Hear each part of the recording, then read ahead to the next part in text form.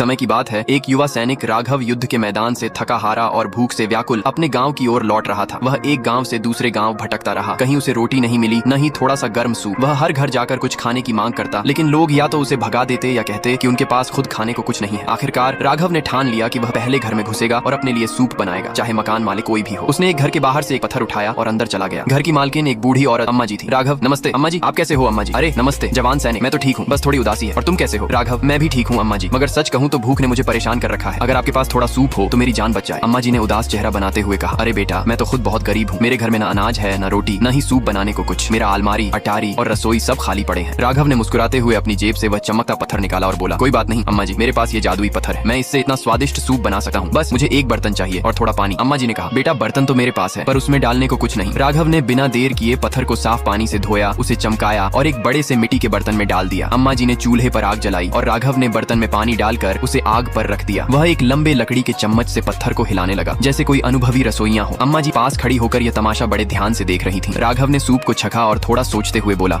Soup तो अच्छा बन रहा है, मगर अगर इसमें थोड़ा सा नमक डाल दें तो स्वाद और निखर जाएगा। अम्मा जी रसोई से एक चुटकी नमक ले आई। राघव ने नमक डाला, सूप को अच्छे से हिलाया और फिर छक्कर बोला, वाह अब तो बात बन रही है। लेकिन अम्मा जी, अगर इसमें एक चम्मच घी या तेल डाल दें तो ये सूप और लाजवाब हो जाएगा। उन्होंने एक चम्मच गाय का शुद्ध घी लाकर सूप में डाल दिया। राघव ने उसे अच्छे से मिलाया और फिर छक्कर बोला, अम्मा जी, मैं तो हमेशा से पत्थर का सूप बनाता हूँ, मगर जानती हैं, अगर इसमें एक टुकड़ा सॉसेज डाल दिया जाए तो इसका स्वाद ऐसा हो जाता है कि राजा महाराजा भी चटकारे लेने लगे। अम्मा जी रसोई से 2 टुकड़े सॉसेज ले आई। राघव ने दोनों टुकड़े सूप में डाल दिए और बोला, एक आपके लिए, एक मेरे लिए। अब तो सूप में जान आ जाएगी। सूप की खुशबू अब पूरे घर में फैलने लगी थी। राघव ने फिर सूप छका और कहा, अम्मा जी, अगर इसमें कुछ आलू और ताजी सब्जियां डाल दें तो ये सूप किसी दावत से कम नहीं होगा। अम्मा जी बाहर गईं और ताजे आलू, गाजर और कुछ हरी सब्जियां ले आईं। दोनों ने मिलकर उन्हें साफ किया, काटा और सूप में डाल दिया। अब सूप का रंग और खुशबू ऐसी थी कि मुंह में पानी आ जाए। राघव ने सूप छका और अम्मा जी से कहा, तुम भी चखो, ये बहुत स्वादिष्ट है। अम्मा जी ने डरते डरते एक चम्मच सूप छका और उनकी आंखें आश्चर्य से फैल गईं और हैरान होकर बोली, अरे बाप रे, ये तो इतना स्वादिष्ट है कि मैंने पहले कभी ऐसा सूप नहीं खाया। फिर राघव ने कहा, थोड़े चावल मिल जाए तो और अच्छा होगा। अम्मा जी ने चावल भी लाकर सूप में डाल दिए। अब सूप पूरी तरह तैयार था। राघव ने अम्मा जी और अपने लिए एक एक कटोरी सूप निकाला और दोनों ने बड़े चाव से खाया। सूप की हर चुस्की में स्वाद का जादू था। अम्मा जी बार बार आश्चर्य से सैनिक को देख रही थीं। खाना खाने के बाद जब दोनों तृप्त हो चुके, अम्मा जी ने कहा, बेटा ये पत्थर तो वाकई जादुई है, इसे मुझे बेच दो। मेरे पास अक्सर खाने को कुछ नहीं होता, मगर इस पत्थर से मैं जब चाहूँ सूप बना सकती हूँ। राघव ने थोड़ा सोचने का नाटक किया और फिर बोला, ठीक है अम्मा जी, ये जादुई पत्थर मैं आपको 100 फ्लोरिन में दे सकता हूँ। अम्मा जी ने बिना देर किए अपनी गठरी से 100 फ्लोरिन निकाले और पत्थर को एक साफ कपड़े में लपेट कर रख लिया ताकि वह जब चाहे सूप बना सके। राघव ने पैसे जेब में डाले, अम्मा जी को धन्यवाद दिया और खुशी खुशी वहाँ से चल दिया। उसकी भूख भी मिट चुकी थी और जेब में 100 फ्लोरिन की चमक थी। वह गुनगुनाता हुआ आगे बढ़ा। रात होने पर वह एक और गांव में रुका, जहाँ उसे दूसरी बूढ़ी औरत मिली। उसे भी पत्थर से सूप बनाने का राज नहीं पता था। राघव ने फिर वही चाल चली। उसने स्वादिष्ट सूप बनाया, पेट भरा